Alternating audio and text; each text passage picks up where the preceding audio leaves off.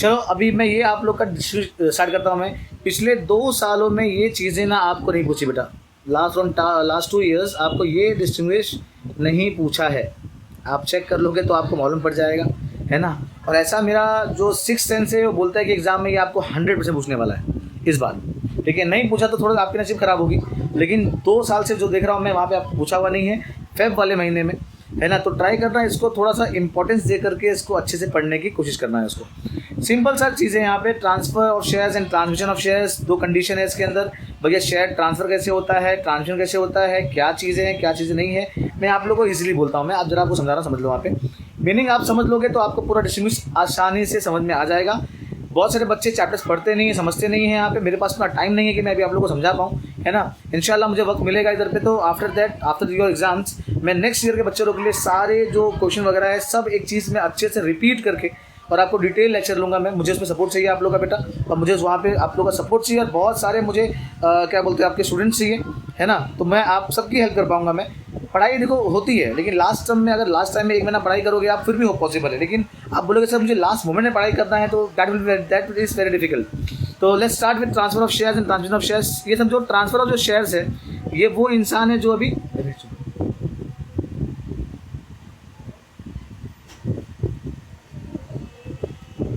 अभी जिंदा है, लेकिन जो ट्रांसमिशन ऑफ शेयर्स है ना वो आदमी क्या हो गया, अभी वो मर चुका है। अभी उसके पास में लाइक बोलते हैं ना कि अभी कोई है नहीं उसके पास, वो सब क्या हुआ, वो मर चुका है।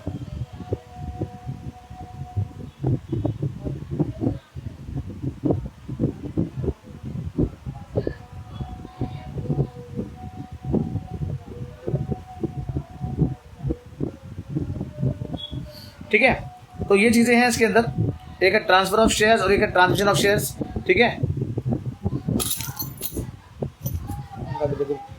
मार डरा के रखा है सुबह पानी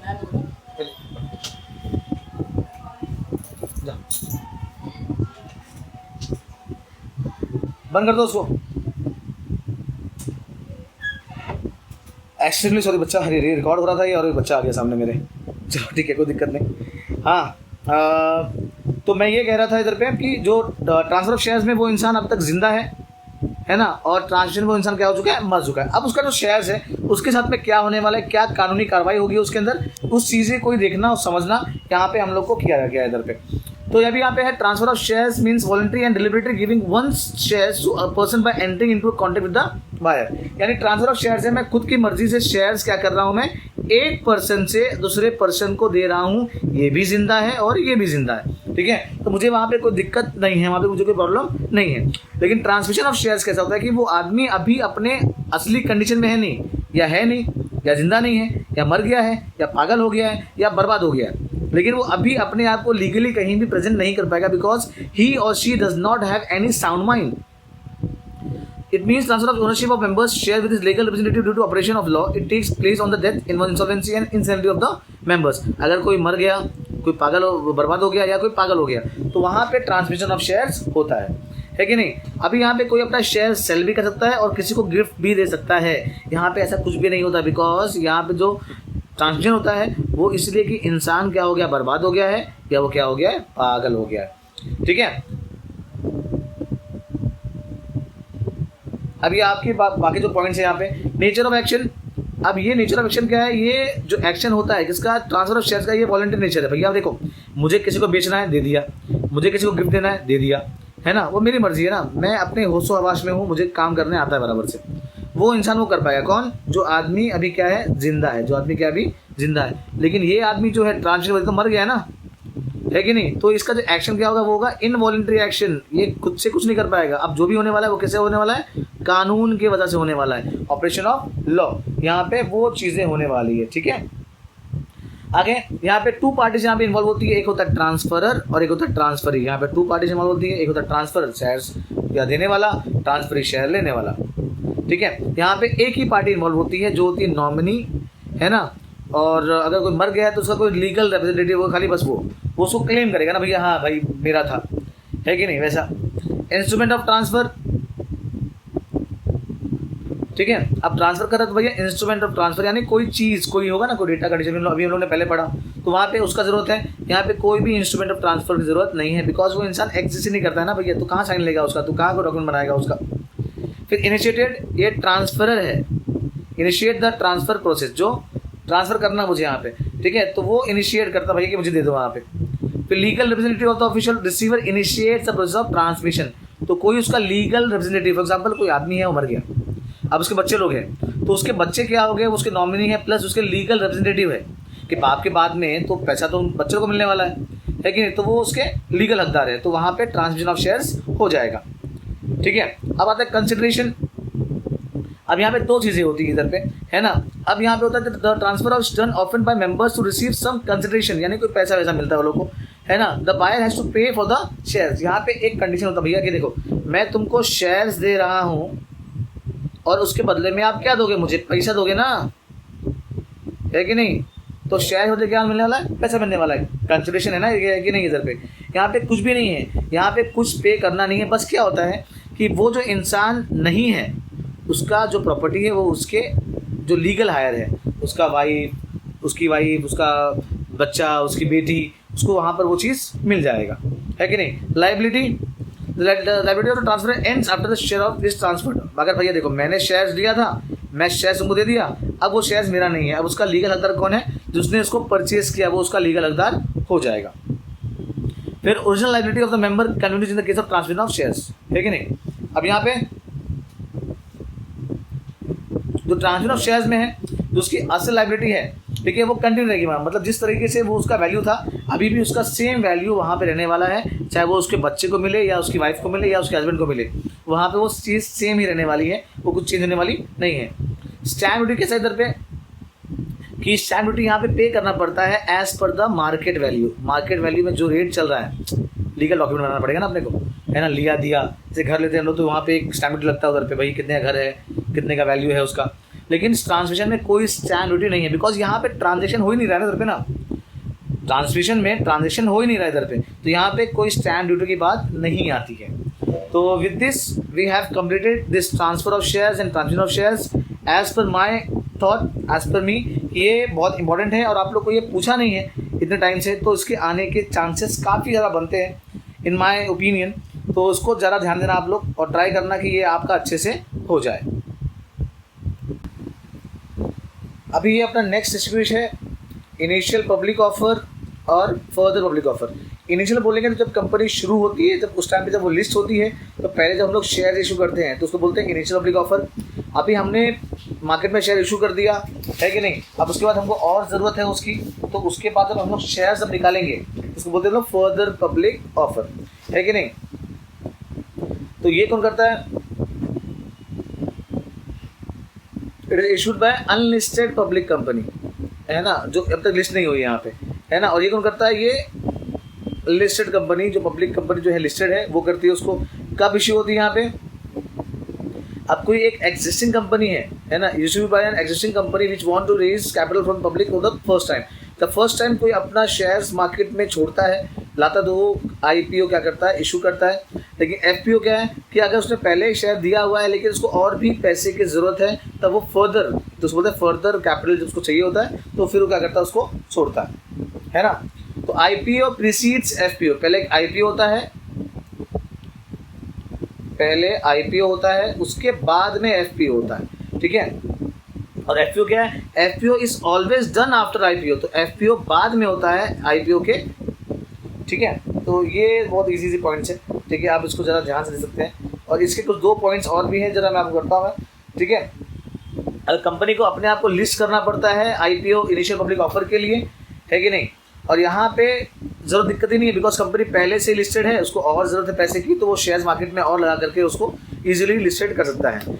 रिस्क, अब यहाँ पे कैसा है कि ये थोड़ा रिस्की है ना, बिकॉज पहले बार इन्वेस्ट करने में कंपनी परफॉर्मेंस क्या है, आइडिया क्या है, कंपनी काम कैसे करती है, लोगों को आइडिया बिल्कुल भी नहीं होता है। तो आईपीओ थोड़ा सा रिस्की होता है बिकॉज लोगों को इस बारे में आइडिया नहीं होता है।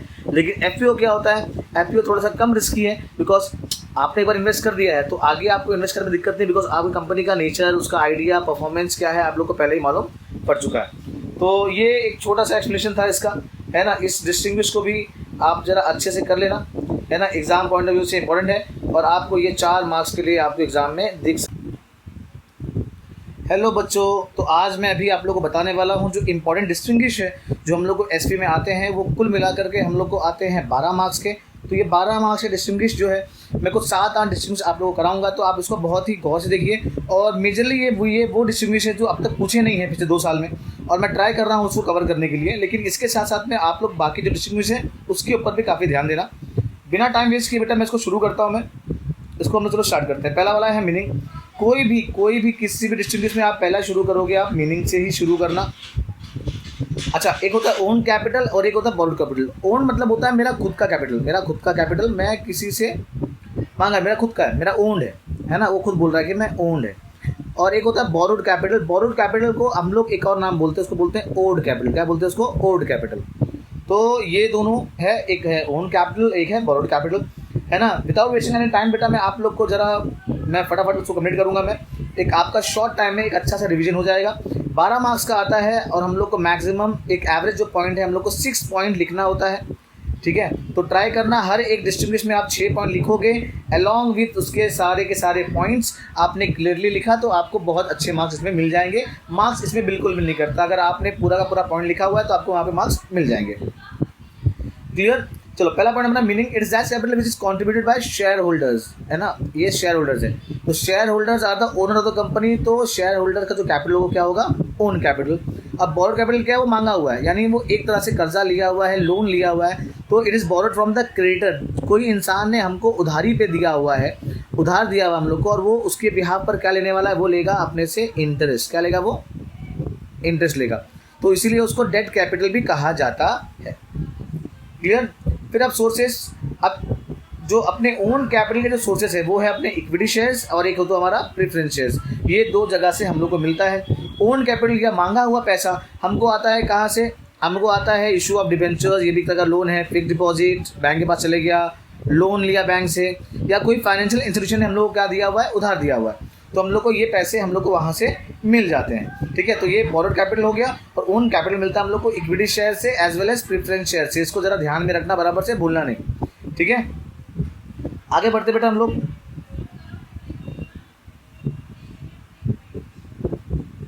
ठीक है, अब यहाँ पे रिटर्न ऑन इन्वेस्टमेंट। अभी किसी भी तरह का अगर शेयर्स है, शेयर्स पे क्या मिलता है हम लोग को? मिलता है डिविडेंड।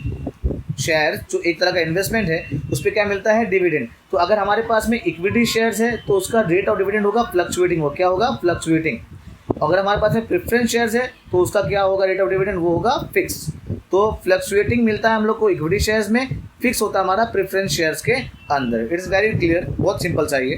डेट कैपिटल देखो क्या है? डेट कैपिटल पे आप कितना भी पैसा लिया हो, है ना, उस पर हम लोग क्या पे करना पड़ता है? हम लोग को पे करना पड़ता है इंटरेस्ट। और वो इंटरेस्ट क्या होता है? फिक्स रेट पे उसका इंटरेस्ट होता है, मे बी 10%, 12%, है ना, या 8% as per the interest rate जो भी होगा।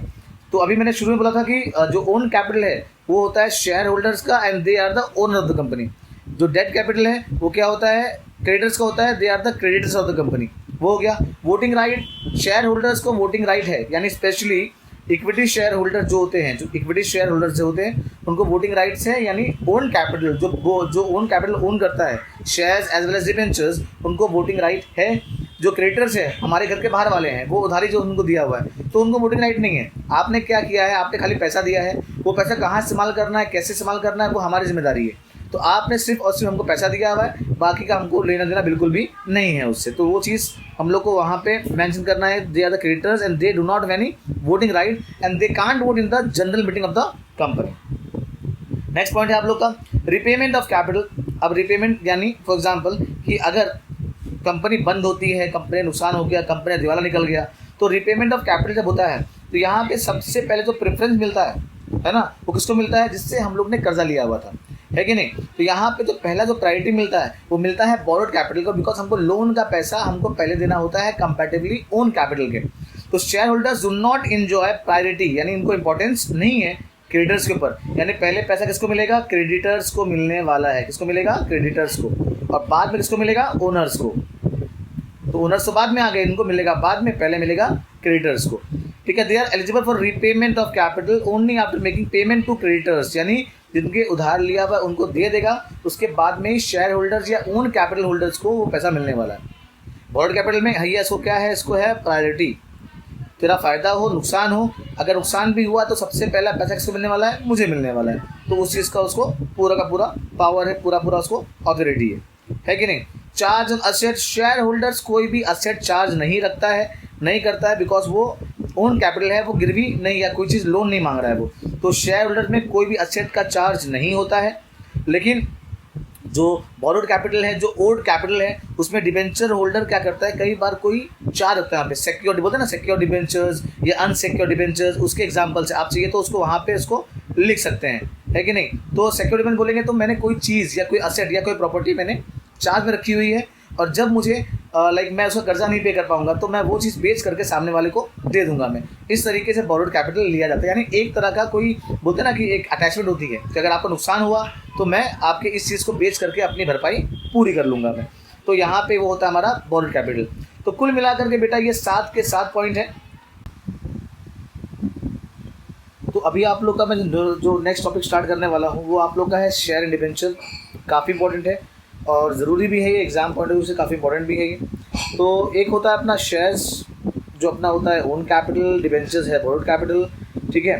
तो यहाँ पे कैसा होता है कि एक सिंपल सा है, share is a part of share capital of the company, एक कंपनी का कोई हिस्सा वो होता है शेयर्स। डिबेंचर एक तरह का एक लोन है जो हम लोग ने किसी और बाहर से लिया हुआ है, ठीक है। स्टेटस क्या है, share holder is the owner of the company, debenture holder are the creditor of the company. Nature, it is a permanent capital, it is a temporary capital, ये हमेशा है, ये आया और चला गया। वोटिंग राइट, शेयर होल्डर्स को voting right है, इनको वोटिंग राइट नहीं है। रिटर्न ऑन इन्वेस्टमेंट इनको मिलता है, डिविडेंड क्या मिलता है इनको, डिविडेंड, लेकिन डिविडेंड क्या होता है, फिक्स नहीं होता है। डिविडेंड क्या होता है इनका, फिक्स नहीं होता है, ठीक है। फिक्स नहीं होता है किनका, प्रेफरेंस शेयर्स वालों का फिक्स होता है, इक्विटी वालों का फिक्स नहीं होता है। तो इक्विटी शेयर होल्डर का फिक्स नहीं होता है, प्रेफरेंस शेयर होल्डर का फिक्स होता है। फिर और यहाँ रिटर्न ऑफ डिबेंचर्स, डिबेंचर क्या मिलता है, एक मिलता है इंटरेस्ट, इंटरेस्ट क्या होता है, फिक्स। सिक्योरिटी, यहाँ पे आपको कोई भी सिक्योरिटी रखनी नहीं पड़ती है, आपने एक बार दे दिया तो वो चीज़ आपका हो गया। डिबेंचर्स हम लोग कोई असेट या कोई एक तरह का चीज़ें मॉर्गेज करके हम लोग वहाँ पे उसको रख सकते हैं, कोई चीज़ हम लोग चार्ज करके वहाँ पे रख सकते हैं। टाइम ऑफ इशू, ये आप कभी भी इसको इशू कर सकते हो, है ना। मोस्टली ये कब होता है मालूम है कि जब कंपनी शुरू में जब फॉर्म होती है तब इसको इशू करना पड़ता है कि नहीं। मतलब यानी ये जब कंपनी शुरू होती है तो शेयर्स को तब इशू करना पड़ता है, डिबेंचर इशू होने के बाद में आता है, जब कंपनी को और भी पैसे की जरूरत पड़ती है तब उस वक्त इसको लिया जाता है। सूटेबिलिटी, ये लॉन्ग टर्म के लिए बहुत फ़ायदेमंद है कि नहीं, और ये शॉर्ट टर्म के लिए क्या है, बहुत ज़्यादा फ़ायदेमंद है, ठीक है। यानी कि पैसा दिया, इंटरेस्ट कमाया और चले गया। तो इस हिसाब से ये दोनों डिस्टिंग्विश भी आपके इंपॉर्टेंट हैं, इसको भी आप लोग को बहुत ध्यान से क्या करना है, ठीक है।